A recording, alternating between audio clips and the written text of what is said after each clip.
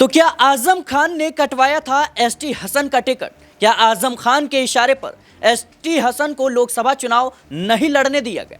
दर्शकों, ये बड़ा सवाल इसलिए है क्योंकि एसटी हसन का आजम खान को लेकर बड़ा बयान सामने आया है और ऐसा बयान सामने आया जिसके बाद आजम खान और उनकी राजनीति को लेकर सवाल उठने लगे। जहां एक तरफ इस बात के दावे हो रहे हैं कि अखिलेश यादव और आजम खान के बीच सब कुछ ठीक नहीं है, तो वहीं इस शीत युद्ध में एसटी हसन भी कूद पड़े हैं। एसटी हसन का कहना है कि आजम खान वो नेता हैं जिनकी बदौलत मेरा टिकट काटा गया और इस पर वो नाराज हैं। जब उनसे पूछा गया कि लोकसभा चुनाव के बाद से ना ही आप आजम खान और उनके परिवार से मिलने गए, ना ही आप रामपुर जाते हैं और राजनीतिक रूप से आप सक्रिय भी नहीं हैं, तो इस पर जो उनका जवाब आता है वो इस बात के संकेत दे रहा है कि विधानसभा चुनाव से पहले समाजवादी पार्टी में भी फूट पड़ सकती है और जो एक खेमा है वो कहीं ना कहीं आजम खान के समर्थन में है, तो वहीं दूसरा खेमा है वो अखिलेश यादव और समाजवादी पार्टी के समर्थन में। बड़ा सवाल यह है कि आखिर एसटी हसन ने ऐसा बयान क्यों दिया। मेरे साथ दीपक मौजूद हैं।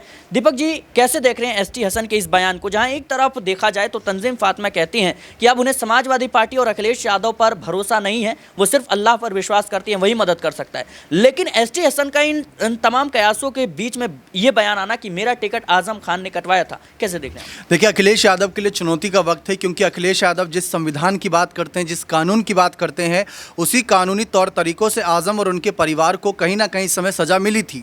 कानूनी तौर तरीकों से ही आजम को जेल की सलाखों के पीछे डाला गया, कानूनी ही तौर तरीकों से अब्दुल्ला को जेल से बाहर भी लाया गया।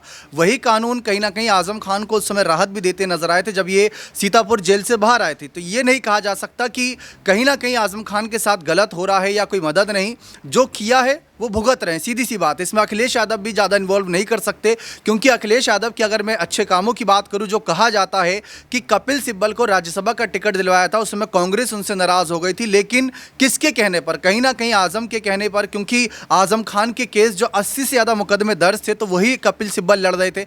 बदले में उन्होंने कहीं ना कहीं सीट की मांग करी थी। तो अखिलेश ने आजम के लिए किया तो काफ़ी है। लेकिन अब मैं जो देख रहा था अभी मुरादाबाद सीट से जहाँ से एसटी हसन चुनाव लड़ते थे, देखिए उस समय आजम खान या समाजवादी पार्टी को यह लग रहा था कि बहुजन समाज पार्टी ने इरफान सैफी जो मुस्लिम समुदाय से आते हैं उनको टिकट दिया था, जबकि भारतीय जनता पार्टी जो थी उन्होंने कुंवर सर्वेश कुमार सिंह को टिकट दिया हुआ था।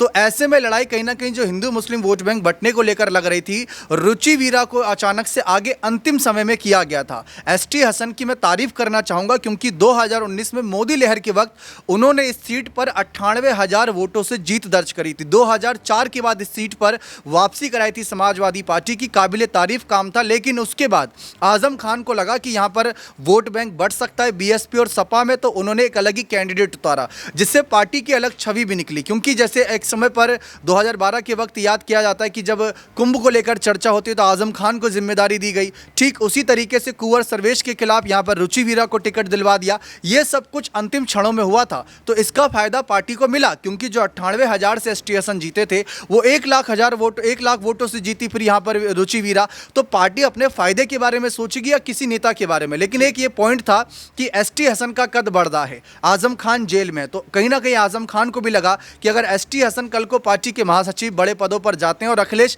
लाजमी तौर है यहाँ पर अगर वो दूसरी बार भी जीत जाते तो एसटी हसन का कद बढ़ता, तो आजम को उस बात का डर था। शायद यही कारण था कि आजम की सुनते हुए एसटी हसन को कहीं ना कहीं हटाया गया था। अब बिल्कुल दर्शकों, जाहिर सी बात है कि तमाम समीकरणों को देखते हुए यह फैसला लिया गया कि एसटी हसन को इस बार आराम दिया जाएगा। लेकिन अब विधानसभा चुनाव की तैयारी जोरों पर है, आजम खान और उनका परिवार समाजवादी पार्टी से दूरी बना रहा है, तो वहीं एसटी हसन का यह कहना कि अखिलेश यादव ने आजम खान के लिए बहुत कुछ किया है, दिखावा नहीं किया, जनता के बीच वो चीज़ें सामने नहीं रखी। लेकिन देखा जाए तो उन्होंने ये भी बोल दिया कि आजम खान की बदौलत मेरी जो टिकट है वो काटी गई और इनके साजिश के कारण मैं राजनीतिक रूप से कहीं ना कहीं मुझे दूर करने की कोशिश की गई। बड़ा सवाल यह है कि आने वाले समय में क्या समाजवादी पार्टी में भी अब गुटबाजी का दौर हमें देखने को मिलेगा जिसका सीधा प्रभाव विधानसभा चुनाव पर पड़ेगा? फिलहाल आपको क्या लगता है हमें कमेंट बॉक्स में ज़रूर बताएं। देश और दुनिया की तमाम खबरों के लिए बने रहें नेक्स्ट 9 न्यूज़ के साथ।